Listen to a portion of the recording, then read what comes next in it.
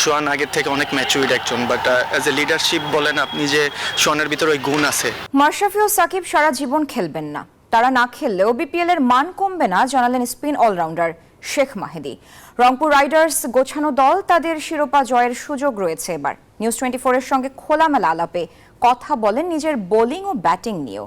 সাক্ষাৎকারটি নিয়েছেন সহকর্মী শুভদেব নাথ।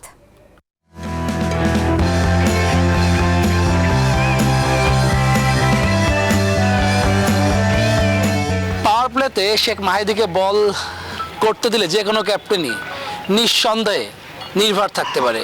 সে শেখ মাহেদীর সঙ্গে আমরা কথা বলবো আসলে বিপিএল সহ বিভিন্ন বিষয় নিয়ে। মাহেদী শুরুতে জানতে চাওয়া, পাওয়ার প্লেতে যখন বোলিং করেন অন্য কোনো পরিকল্পনা থাকে কিনা? আপনার ইকোনমি দেখছিলাম 7-এর কম, টি-20-তে যেটা কিন্তু খুব একটি সহজ বিষয় না, 46টি মতো ম্যাচ খেলেছেন। না, এটা তো ধরেন আমি হ্যাবিট হয়ে গেছি বিষয়টার উপরে। আর পাওয়ার প্লেতে তো বল করতে গেলে দেখেন, যেহেতু আমরা বাংলাদেশি, আমাদের বাংলাদেশেও অনেক খেলা উইকেটে স্পিনে হেল্প থাকে, তো ওই চিন্তা করে করতে করতে অভ্যাস হয়ে গেছে। আর দ্বিতীয়ত হচ্ছে পাওয়ার প্লেয়ার থেকে টি-20-তে রানের খেলা, তো ওই জায়গাটা থেকে নিজেকে অনেক এনজয় করি। ক্যাপ্টেন যিনি থাকেন, কখনো শান্ত কখনো মিরাজ, যে থাকেন না কেন, কখনো লিটন দাস, তিনি আপনাকে কিভাবে সাহস দেন? আপনার তখন মাথার মধ্যে কি বিষয়টা ঘোরে?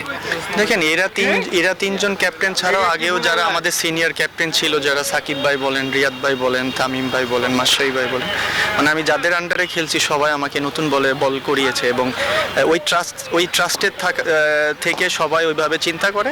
বাট পাওয়ার প্লেতে বল করতে গেলে তো অবশ্যই আপনার দেখেন চিন্তা করি যে কিভাবে ডট বল করবে, ওইটাই সবসময় মাথার ভিতরে কাজ করে। 46 মতো ম্যাচ খেলেছেন, টি-20 ম্যাচ, উইকেট যতগুলো পেয়েছেন, কার উইকেটটা ভালো লেগেছে যে না এই উইকেটটা ড্রিম উইকেট ছিল আমার, এমন কোনো উইকেট আছে আপনার?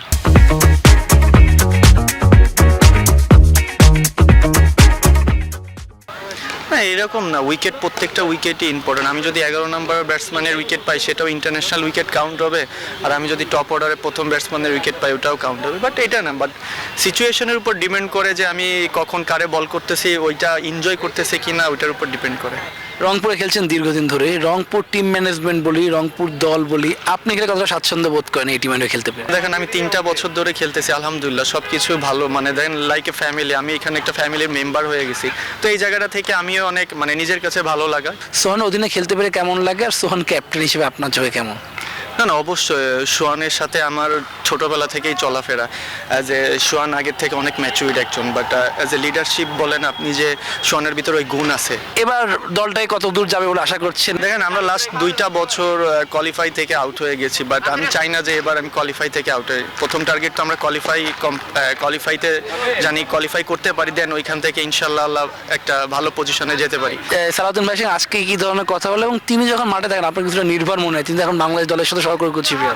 না, এটা না, আমি ওনাকে একটু ডাকছিলাম, আমার একটু স্পেসিফিক বোলিং একটু প্রবলেম হচ্ছিল, সেই জিনিসটা নিয়ে কাজ করার জন্য। রংপুর দর্শকদের উদ্দেশ্যে কি বলবেন?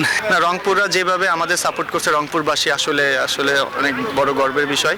যেভাবে সাপোর্ট করে আসতেছে সেম ওয়েতে যেন সাপোর্ট করে, ইনশাল্লাহ আমরা তাদের জন্য একটা যেন ভালো উপহার দিতে পারি। আর ব্যাটিংয়ে আমাদের কোনো কাজ করা হচ্ছে কিনা? না, ব্যাটিং তো নিজের কাজ নিজে করে যাচ্ছি, বাট ইমপ্রুভের অনেক জায়গা আছে, আমি যত ইমপ্রুভ করতে পারবো আমার জন্য ভালো হবে। দর্শক, আমাদের সঙ্গে ছিলেন শেখ মাহেদী, তার বিপিএল চিন্তা সহ বিভিন্ন বিষয় নিয়ে কথা বলা হলো। Subhadeb Nath, news 24, Mirpur Sherebangla stadium, Dhaka.